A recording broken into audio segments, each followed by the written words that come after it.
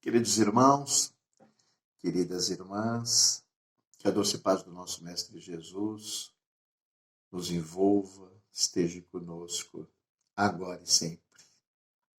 É com grande alegria no meu coração que eu estou aqui, mais uma vez, compartilhando com vocês, juntos, buscando estudar um pouquinho mais, aprender um pouquinho mais desses ensinamentos deixados pelo nosso Mestre Jesus. Mas antes que nós entremos no tema designado, eu pediria a todos que neste momento elevassem o pensamento ao nosso Mestre Jesus, imaginando a sua figura amorosa de braços abertos a nos receber, juntamente com nossa Mãe Santíssima Maria, com seu manto azul, a nos envolver a todos neste momento. Rogar a eles as suas bênçãos, rogar a eles o entendimento, que tenhamos ouvidos de ouvir as lições que iremos abordar hoje. Que desta forma, assimilando os ensinamentos do nosso Mestre Jesus, possamos colocá-los em prática e termos uma vida mais abençoada. Que assim seja, graças a Deus. Muito bom. Como eu disse, sempre uma alegria. Eu sempre costumo dizer que é muito gostoso conversarmos sobre o Evangelho, falarmos, sobre o Evangelho, discutirmos, trazermos à luz desta doutrina maravilhosa esses ensinamentos. Vamos lá então, o tema designado para que nós estivéssemos aqui conversando com vocês está no livro Vinha de Luz, capítulo 52, e o título do tema, Avareza. Um assunto interessante para nós discutirmos, né? Vamos ver o que está escrito nesse capítulo, né? O que Emmanuel nos fala nesse capítulo. E começa assim. E disse-lhes, acautelai-vos e guardai-vos da avareza, porque a vida de cada um não consiste na abundância das coisas que possui. Evangelho de Lucas, capítulo 12, versículo 15. Lindo, né? Realmente. A vida de cada um não está na abundância das coisas que possui. Interessante. Mas vamos pegar o contexto, vamos entender por que Jesus falou isso e a quem falou. Né? Vamos pegar esse capítulo todo, esse capítulo 12. E Lucas começa dizendo, nesse capítulo, né, no versículo 1, ajuntando-se muitos milhares de pessoas, que se atropelavam uns aos outros, começou a dizer. Quer dizer, Jesus começou a dizer. Então Jesus começa a sua pregação. E num determinado momento ele é questionado, lhe é feita uma pergunta. E Jesus responde esta pergunta com uma parábola, como via de regra, né? Ele costumava fazer. Benditas sejam essas parábolas, porque hoje estamos aqui mais de 2000 anos depois, conversando, né? Discutindo sobre uma delas. E eu vou ler, então, o contexto, eu vou ler a partir do versículo 13, nesse capítulo 12, eu vou ler para que a gente entenda o contexto o contexto como um todo. E disse-lhe um da multidão: Mestre, dize a meu irmão que reparta comigo a herança. Mas ele lhe disse: Homem, quem me pôs a mim por juiz ou repartidor entre vós? E disse: Acautelai-vos e guardai-vos da avareza, porque a vida de qualquer não consiste na abundância do que possui. Aí está, então, o tema da nossa conversa. Mas em seguida, né, no versículo 16, ele diz: E propôs-lhe uma parábola dizendo: A herdade de um homem rico, herdade, uma fazenda, uma grande área, né, produtiva, uma área rural, né, tinha produzido com abundância. E arrazoava entre si, dizendo, conversava consigo mesmo, né? Dizendo, que farei? Não tenho onde recolher os meus frutos. E disse, farei isso.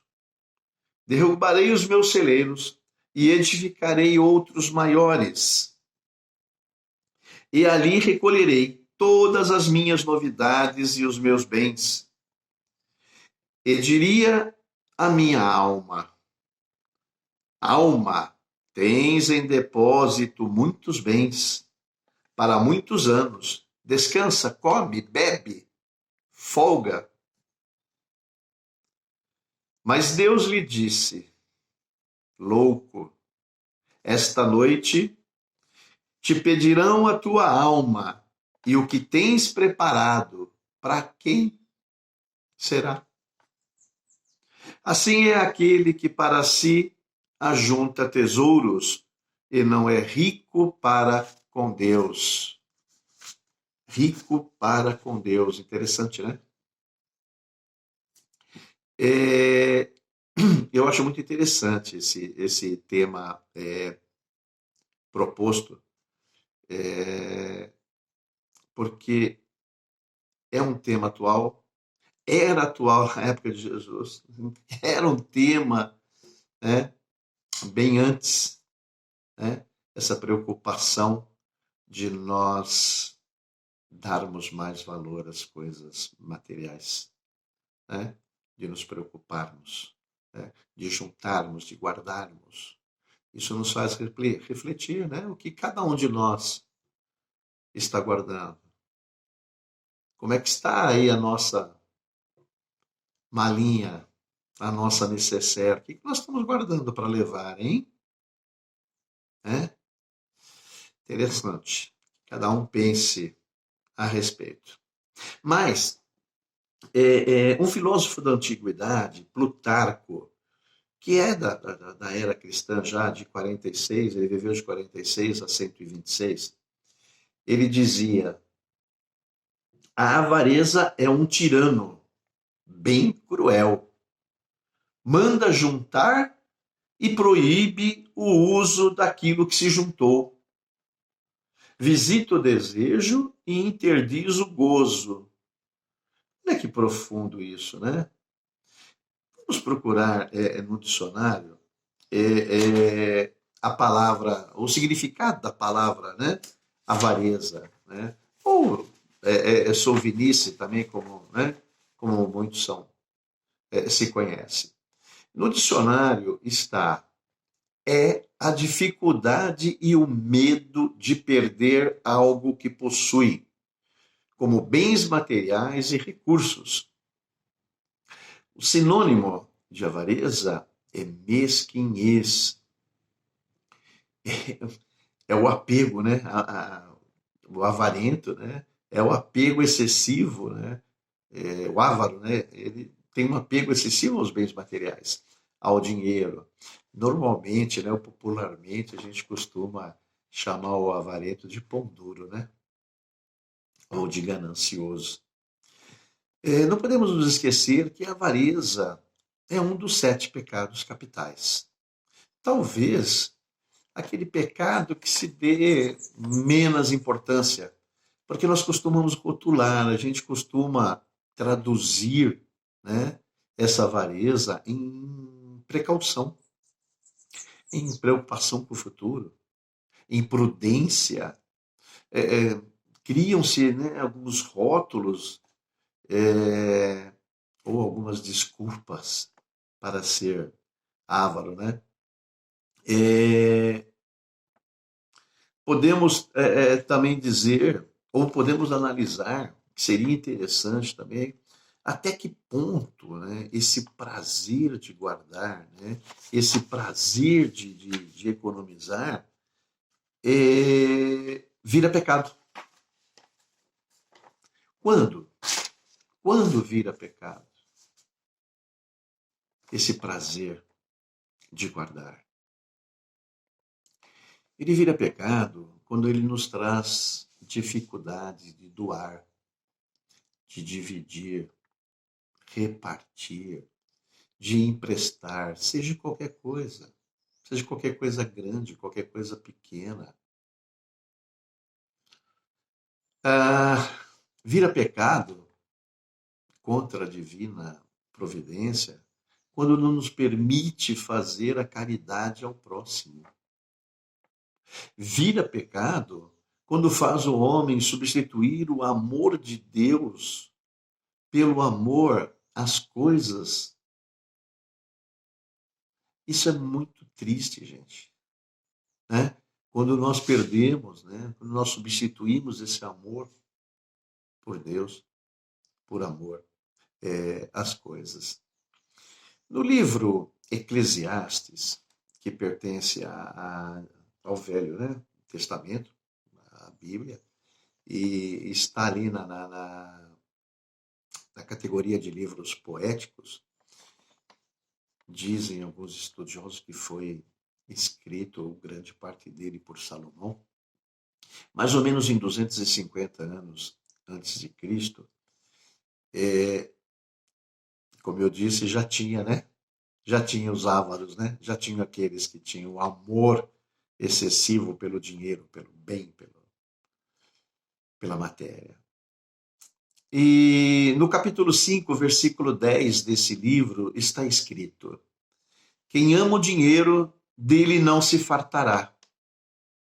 Quem ama a riqueza, dela não tirará proveito. Isso também é vaidade. Aí nós paramos para pensar, vamos refletir um pouquinho. Nós temos o direito, né, de adquirir, de buscarmos os bens materiais, lógicos. Nós temos o direito do trabalho.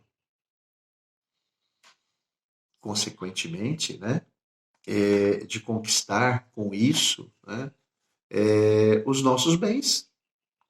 Os bens materiais, né, é um direito nós termos as coisas. Agora, o que nós realizamos com o que nós conquistamos e o uso que nós damos a esses bens conquistados, esse é o grande problema.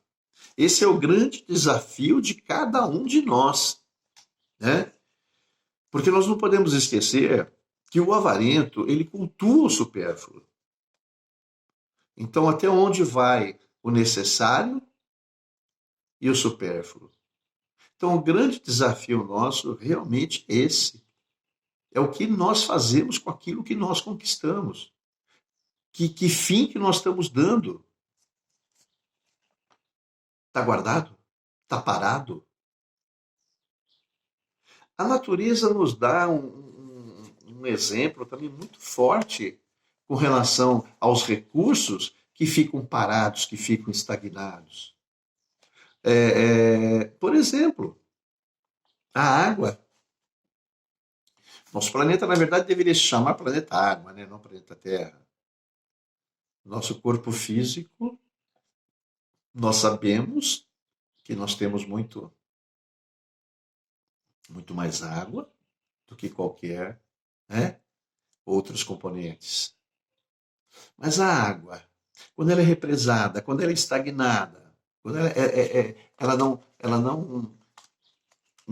não gera, né, é, proveito, quando você represa e deixa ela estagnada, ela apodrece.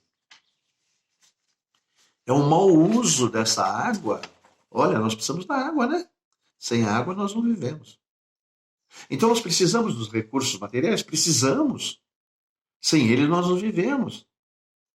Mas a forma como nós conduzimos, a forma como nós aplicamos, a forma como nós distribuímos aquilo que nós temos, que é o que a gente tem que parar para pensar.